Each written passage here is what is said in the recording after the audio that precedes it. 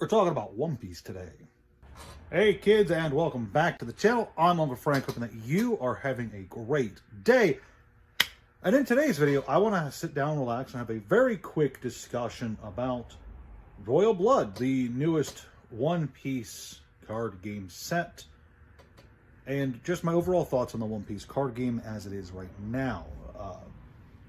I had mentioned in several previous videos how skeptical I was of the longevity of any one given Bandai Namco card game, considering they are maintaining 6-ish, somewhere in that area at any one time. And obviously, no matter how large the company, you only have so much resources to go around to making each individual card game as good as it could possibly be. One Piece, being a Bandai Namco TCG, of course, means that it is part of the problem, since it's one of the things draining resources from any other card game, or other card games are draining resources from it, including the new Gundam TCG, which I'll talk about once it's got a full release. But this video is just about One Piece. And originally this video was going to be a box opening. I did pick up a box from a local store, shout out House of Cards. But as I was about halfway through the pack opening process, I accidentally knocked the camera over. And that was monumentally embarrassing. And if that went live and people saw that, I would probably die of embarrassment. I did pull some good stuff, just, you know. I like to buy at least one box of any given set just so I can crack it open and experience it, regardless of card game. I just like packing. I like cracking packs. What do I see in One Piece right now? Well, it seems like a healthy game. Not the healthiest of the Bandai lineup, because it does look like Digimon is getting stronger and stronger every day. Especially with, in case you guys weren't aware, Digimon had this big announcement on the 19th. As I'm recording this, the day before, I think it was yesterday, yes, from my recording. They had a big announcement, a whole bunch of stuff going forward for video games and the card game, including future card game releases, sweepstakes, and all kinds of good stuff. As well as stuff you could pre-order on the premium Bandai store that it sold out. The big $200 collection box that they put out, it sold out like right away. So I was not able to pre-order one of those. It is what it is. But this isn't about Digimon, this is about One Piece. I got off track, sorry. One Piece is looking good right now. It's not looking like it's amazing, but while there's no local events launching, for me and for a lot of people I talk to online, it's important to remember that your own biases based on where you're at and what's going on around you is not a look at the entire ecosystem of a given card game. And just because things aren't looking so good for you in your area doesn't mean that it's doing poorly everywhere.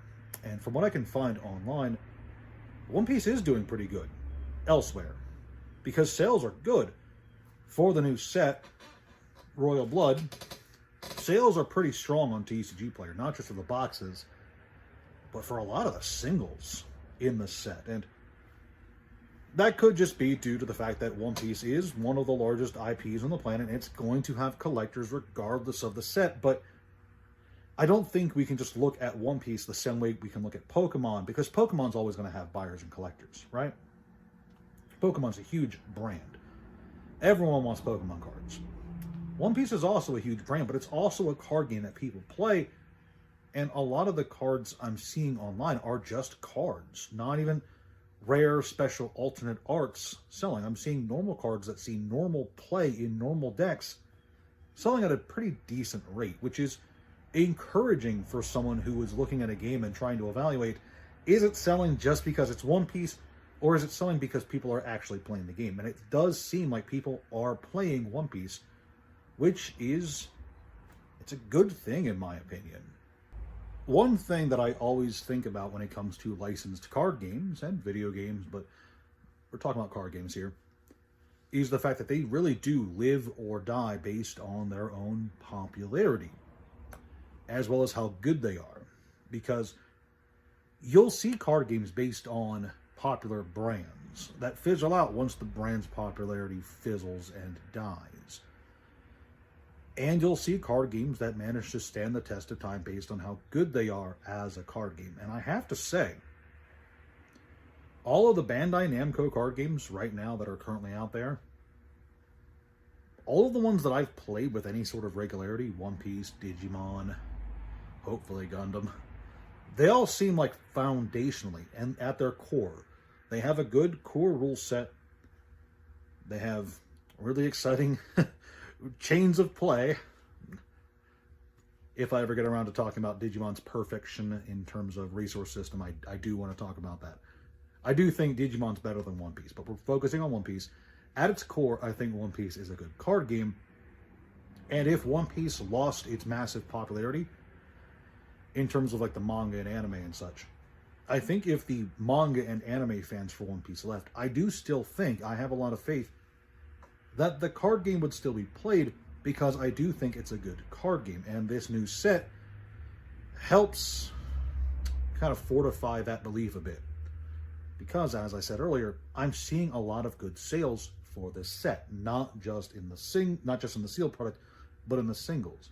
And when you're looking at a new release for any card game, and the singles are doing good, and you're seeing a lot of sales for even the cheap singles that just go into decks, and you're seeing people pick up playable cards and not just the high-end collectible cards that everyone wants to grade or get signed by the voice actors or whatever.